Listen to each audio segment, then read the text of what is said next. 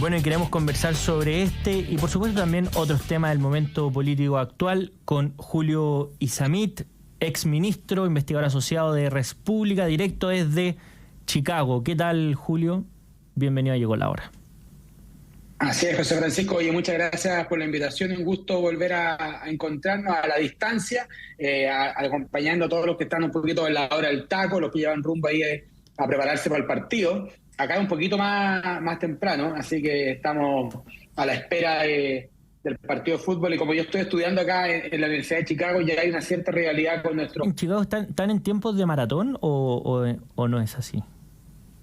O sea, la maratón fue el domingo. Yo evidentemente fui más bien un espectador que alguien que participara activamente de la maratón. Además, qué manera de admirar a esa gente que trotaba toda la mañana y después seguía caminando por la ciudad como si nada. Además, era un día muy rico para correr porque el clima estaba mucho mejor, pero admito que admiré a cada una de las personas que cruzó la meta y también a aquellos que no llegaron a la meta pero que se esforzaron, porque yo ni años luz podría hacer un esfuerzo equivalente.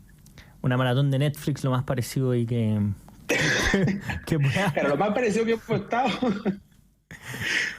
Oye, Julio, es la última maratón de House of Cards, Game of Thrones, todas esas cosas que uno veía cuando tenía más tiempo.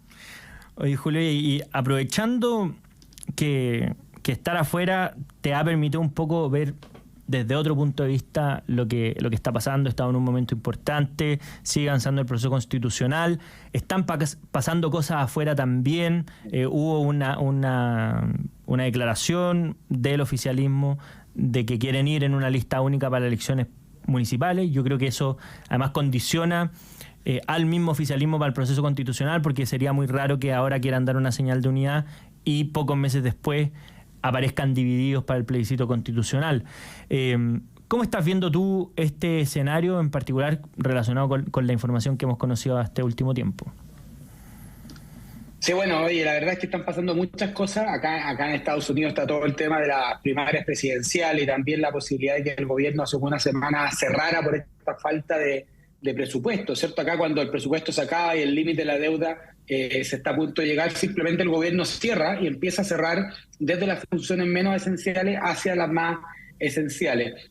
Yo no digo que en Chile el gobierno tenga que cerrar, pero sí me gusta que año a año se tenga que discutir con mayor seriedad la ley de presupuesto y no simplemente cada vez que discutamos el presupuesto seguir cargando el peso del gasto actual a las futuras generaciones a través de la deuda. Perdona que haga este punto, pero leí en el diario, José Francisco, que todos los nuevos ingresos del impuesto del nuevo royalty se va a ir para financiar los intereses de la deuda del Estado. Entonces muchas veces la gente que gobierna o la izquierda se llena la boca respecto a que vamos a aumentar los impuestos para mejorar la salud, mejorar la educación. Bueno, cuando el Estado gasta más de lo que tiene y gasta de más, lo hace de mala manera, bueno, se tiene que endeudar y paga los intereses. Esto lo sabe cualquier familia. La gran diferencia aquí es que esos intereses lo pagamos con 2 impuestos de parte de todos de los contribuyentes. Y yo creo que eso tiene que ser un tema a seguir considerando hacia el futuro, más aún ahora que estamos en medio de una discusión constitucional y me da la impresión a mí que la parte tributaria ha estado bien dejado de lado, salvo por la parte de las contribuciones, ¿cierto? Y respecto a lo que está pasando ahora mismo, esto es noticia en desarrollo, uno no puede, aun cuando estemos a miles de kilómetros, abandonar esa discusión constitucional, y por eso estoy feliz la posibilidad de volver a conversar y llegar aquí a tu casa, José Francisco, porque un día lo siento así como ese invitado que llega y se sienta en el living, abre el refrigerador y todo. De respecto a la discusión constitucional actual, se acaba de rechazar todas las enmiendas de los consejeros, de los expertos que buscaban, por ejemplo, de que la protección de la vida al que está por nacer fuera un poco más débil, ¿cierto? Que se pasara de esa figura del quién, reconociendo que en el niño que está por nacer hay un individuo, una persona distinta que la de su madre y que la de su padre, a una protección un poco más enclenque. Se acaba de rechazar al mismo tiempo la posibilidad de una objeción de conciencia institucional, que yo espero que se corrija y se enmiende cuando se haga una comisión mixta entre los expertos y los consejeros, porque naturalmente cuando hay proyectos de instituciones que tienen valores, principios, ideas, es lógico que esa institución quiera vivir que sus actividades sean conformes a esos principios y valores que la inspiraron. O sea, por algo se fundó una universidad católica, por algo se fundó Coaniquén, por algo se fundó Chile Unido, por algo se fundó la Teletón. O sea, había principios, valores que movían eso. Y si luego el Estado pretende obligar a la Teletón a hacer cosas que la Teletón no está dispuesto a hacer, o no le quiere dar fondos y que no haga tal, me parece a mí que es de toda lógica de que esa institución se reste, porque tiene un proyecto, tiene un ideario, tiene una misión que fue por de pronto autorizada por el Ministerio de Justicia cuando se constituyeron como personalidad jurídica. Y lo último, José Francisco, a propósito de tu editorial, que no puedo estar más de acuerdo. A mí me da la impresión de que muchas personas, incluso expertos, a la hora de discutir las normas constitucionales que van a regir el futuro del país, se están moviendo mucho más por una lógica electoral o por una lógica presidencialista, pensando, oye, esto me ayuda o perjudica a mi candidato presidencial en el futuro. Y creo que eso es un error. O sea, si aprendimos algo del proyecto pasado, es que lo que teníamos que dedicarnos ahora era escribir una constitución y no programas de gobierno. Y no lo digo como una crítica a poner principio y valor en una constitución, porque por supuesto toda constitución tiene principios y valores. Para algo existen las constituciones, ¿cierto? Me refiero a que se empieza a poner artículos como un ofertón electoral. Yo creo que eso es algo que le hace daño a la discusión constitucional y ciertamente le hace daño a la estabilidad del país. Yo se esperaba ahí un poquito más de perspectiva, de altura de mira, y lamentablemente algunos consejeros y también algunos expertos han caído lo mismo. Esperemos que en las mixtas y en los procesos que vengan se enmiende ese espíritu, ¿cierto? Y ahí, ¿cómo ves el panorama electoral o la proyección de lo que pueda venir en esto? Porque claramente la encuesta hoy día no favorecen al texto, a pesar de que al menos en 2 encuestas se ha mostrado una diferencia bastante significativa en las últimas semanas, pero una realidad, y muchas veces la política se mueve, o bueno, la gran mayoría de las veces se mueve por lo que está pasando en las encuestas, que finalmente es la forma que existe para conocer un poco lo que está opinando la opinión pública. Desde ese punto de vista, ¿te parece que es salvable la opción a favor de aquí al 17 de diciembre? ¿De qué va a depender eso? Sé que aún queda todavía texto por redactar, pero el grueso ya está listo, ¿verdad? Los nudos, además, tampoco son nudos que sean, estemos hablando de cambiar el sistema de justicia ni eliminar el Senado. Digo, son cuestiones más bien puntuales, a tal punto que todavía no se va al sistema de árbitros, ¿verdad? Que incluso existen en el proceso constituyente, porque no han considerado ni uno de los sectores políticos que se están vulnerando estas 12 reglas o 12 bases que existían para el proceso constitucional. Es un proceso muy superior al anterior, ¿cierto? No solamente en la forma, porque claro, ya a uno se le olvida, o el trauma del proceso anterior quizás nos hace valorar mucho más de que hoy día los consejeros o los expertos vayan bien vestidos, o por lo menos vayan vestidos y completamente bañados, ¿cierto? Y eso ya es un upgrade respecto a la situación anterior. Pero también de fondo, o sea, naturalmente tenemos, en mi opinión, un borrador constitucional mejor que el que nos presentó la extinta convención. Ahora ese es un punto de comparación bastante bajo, pero si tú lo compararas con un buen documento como es la Constitución vigente, la verdad es que el borrador actual es un proyecto muy, muy razonable y, entre comillas, aprobable. ¿Qué creo yo que es lo que está pasando, José Francisco? Que este borrador constitucional, el actual, está pagando, entre comillas, la injusticia de que hoy día la gente sabe mucho más lo que no quiere que lo que quiere, ¿cierto? O sea, el contenido del texto, el borrador, está pagando las consecuencias de esos años de irresponsabilidad política que ha llevado a que la gente esté hastiada de todo. O sea, en otras palabras, hoy día la gente rechaza mucho más la discusión constitucional que el borrador constitucional en particular. Y eso es algo que también le pasó la cuenta al borrador pasado, ¿cierto? En el borrador pasado se entremezclaron muchas razones. Había gente que estaba en contra del texto, había gente que estaba en contra del proceso, había gente que estaba en contra del presidente Boric, y la suma de todo eso dio un contundente más del 60% de los votos que rechazaron todo, el conjunto, el proceso, el gobierno de Boric, el borrador. Hoy día estamos en presencia de un documento que en mi opinión es infinitamente superior, pero que aún así la gente lo rechaza, no tanto por su contenido, sino porque ya está aburrida del tema. Y quizás esto es la muestra más palpable de que el proceso constitucional o de que la discusión constitucional no era la solución a todos los problemas de la humanidad como nos planteó la izquierda en octubre de 2019. Muchas veces las discusiones constitucionales son cosas que le llenan el alma a la élite política, pero desvían la discusión pública de los temas que le preocupan a los chilenos comunes y corrientes. Y yo creo que eso está pagando las consecuencias, ¿cierto? Está pagando las cuentas. A mí me da un poco de pena porque yo creo que este borrador constitucional la tiene muy difícil de ser aprobado. A mí me encantaría que se aprobara, de que este tema se cerrara y que además se cerrara de la mejor manera posible. Hay algunos que están obsesionados con cerrar el tema constitucional a cualquier precio, ¿cierto? Aprobemos lo que sea con tal de que no seguir discutiendo este tema. Yo discrepo de eso. Hay que aprobar un buen texto, un texto razonable pensando en el futuro de Chile. Junto a aprobar el texto se cierra la discusión constitucional, que son dos cosas valiosas, pero lo uno no vale sin lo otro. Entonces yo creo que ahí hay una cosa que tenemos un gran desafío de aquí a diciembre. Hay encuestas, como tú lo dijiste, que muestran que el apruebo está increciendo en la medida en que más personas conocen el contenido, pero naturalmente hay mucho en la derecha y en la izquierda muy aburridos de esta discusión y no quieren saber ni una palabra más de la palabra constitución y quieren saber mucho más de recuperación económica, empleo, seguridad, y naturalmente esos temas van siendo olvidados al lado de esta full concentración. Basta leer los diarios y las discusiones en la radio, en televisión, algo así todo esto. Y hay una cuestión interesante que es que obviamente tiene efectos electorales, pero a mi juicio comparto tu opinión en el sentido que lo que se está tramitando ahora, tanto ya habían señales, ¿verdad? Tanto desde lo que salió originariamente del Consejo de Expertos, que no era una constitución, era un buen borrador, lo que aportó el Consejo Constitucional, evidentemente superior a la Convención Constitucional y a su proyecto, a su forma, porque aquí no hay un proyecto refundacional. Pero al ser superior, eso hace que, entre otras cosas, lo haga superior ser algo propiamente constitucional. Hay algunas cosas que son discutibles, ¿verdad? Está lo de las contribuciones y un par de cosas más que uno diría, bueno, esto debería estar en la ley, pero como eliminaron las leyes orgánicas constitucionales, entonces hace que la Constitución quede más gruesa. Pero también hace que lo propiamente constitucional sea más fome. Si la Constitución no está para sacar y llamar a la gente a votar y a sumarse, porque fija unas reglas del juego. Es decir, lo entretenido del fútbol, ahora que aquí está el partido Colombia-Uruguay, donde va ganando Colombia 2-1, no es que hay 11 por lado, las reglas del juego, el porte del arco. No, lo entretenido es ver a alguien haciendo un gol.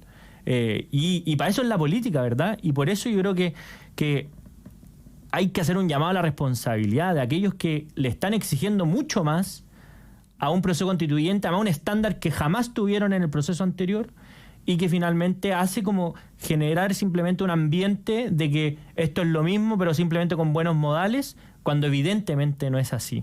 No sé cuál es tu opinión al respecto, Julio.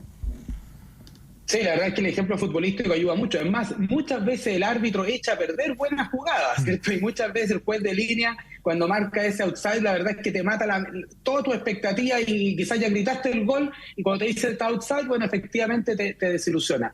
Lo mismo pasa con la Constitución. Si la discusión constitucional fuera atractiva, estaría siendo transmitida en Aeroprime. Los matinales estarían viendo la discusión constitucional. Pero los matinales están preocupados hoy día de los reality, ¿cierto? ¿Y por qué? ¿Por qué, entre comillas, la farándula volvió a la televisión? Porque hay una baja radical en el interés de la gente en este tipo de discusión. Naturalmente, en octubre de 2019, cuando estábamos con una polarización muy álgida, con una revolución, con violencia en las calles, bueno, todo se concentraba en la discusión pública. Pero eso, José Francisco, también le hizo daño a la discusión pública. O sea, cuando tú discutes de pensiones, y esto con respeto, y yo sé que tú has ido a discutir a los matinales, pero tú tratas de hacer un aporte, pero yo muchas veces veo los matinales y se pone a discutir de pensiones gente que no sabe absolutamente nada de pensiones. Pero eso tiene mucho más rating que las noticias o que cualquier seminario, exposición, y ciertamente muchas más lecturas que un artículo académico sobre la materia. Entonces, se contribuye a desinformar. De repente yo veo posiciones como radicales, o sea, gente rasgando vestiduras entre el bien y el mal. Y muchas veces los matinales se llevan mucho más con las emociones que por las razones. Pero la discusión pública tiene que abstraerse de esas emociones. Tenemos que ver los argumentos, las razones. Por supuesto, hay algo emocional cuando esa política pública tú la presentas y requiere legitimidad. Tú puedes tener el mejor documento constitucional, pero si no lograste convencer a los ciudadanos que esa va a ser la regla del juego, se acabó. Por perfecto que sea el documento constitucional. Si tú quieres, estoy inventando, hacer una nueva línea del metro y quieres hacerlo y puedes tener el mejor trazado, el mejor cantidad de metros subterráneos, la mejor, o sea, todo lo que tú quieras. Pero si los ciudadanos que viven ahí están en contra, bueno, estás condenado por mejor que planificaste esa línea de metro. Yo creo que la discusión pública en Chile está muy alicaída, no solo porque ahora hay como un bajón del interés público de la ciudadanía, sino también porque se le hizo mucho daño en tiempos de polarización. La discusión de pensiones, la discusión del sistema electoral, la discusión de cualquier de este tipo de temas en los matinales, solo contribuyó a empobrecer el debate. Muchas veces los conductores de matinales pueden contradecirse al mismo tiempo. O sea, yo he visto programas que te dicen, mira, aquí hay una persona que está robando porque está muerto de hambre, pero qué dramático, y esa persona está a punto de llorar, y 2 segundos después dice, pero aquí está el señor, que es el dueño de la pyme a la que le están robando, y el esfuerzo de toda la vida, y también está a punto de llorar. Entonces, bueno, tú al final no puedes discutir de este nivel de problemas simplemente desde la emoción. Por supuesto que la política tiene mucho de guata, tiene mucho corazón, pero también tiene que tener cabeza. Hay una frase muy buena de Benedicto XVI que decía que la aproximación a los problemas públicos tiene que ser con la cabeza, los mejores argumentos, pero también con el corazón. O sea, si tú quieres derrotar la pobreza, no solamente tienes que tener el mejor crecimiento económico, también tienes que tener ese motor del alma que te mueve a que las personas más pobres vivan mejor. Son las dos cosas al mismo tiempo. Pero hoy día en Chile nos acostumbramos a la discusión simplemente desde la guata, desde el corazón en el mejor de los casos, ¿cierto? Y yo creo que eso ha contribuido a empobrecerla. Pero ya esto es un dato a la causa, y con esto termino porque si uno se alarga, José Francisco, pero esto es un dato a la causa. Y aquellos que están redactando un documento constitucional no solo tienen la carga de redactar un buen documento constitucional, sino también de salir a convencer a sus compatriotas. Porque no basta tener el mejor documento, también se requiere la legitimidad para poder implementarlo. Y por tanto, este documento constitucional no va a ser solo evaluado por los profesores de Derecho Constitucional, sino también por los millones de ciudadanos que vamos a ir a las urnas y vamos a decidir, como decía el presidente Lago, con un lápiz y un papel, si queremos esta Constitución. Y a tu juicio, Julio, una última pregunta. ¿De qué va a depender el resultado del plebiscito del 17 de diciembre? Es decir, ¿va a ser más relevante una evaluación al gobierno? ¿Va a ser más relevante qué sectores políticos estén por el a favor y por el en contra? ¿Va a ser más relevante el texto mismo y lo que salga ahora del Consejo de Expertos y la Comisión Mixta?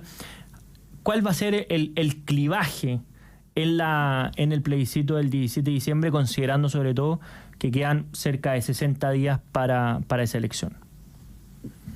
Sí, yo creo que muy en la línea de lo que estábamos conversando recién, José Francisco, y no estoy orgulloso de esto, pero creo que el tema fundamental va a ser si esto le hace sentido o no a los chilenos. En otras palabras, si este texto o sus ideas centrales o sus prioridades, el corazón del texto, apunta a las prioridades de los chilenos. ¿Y por qué lo digo?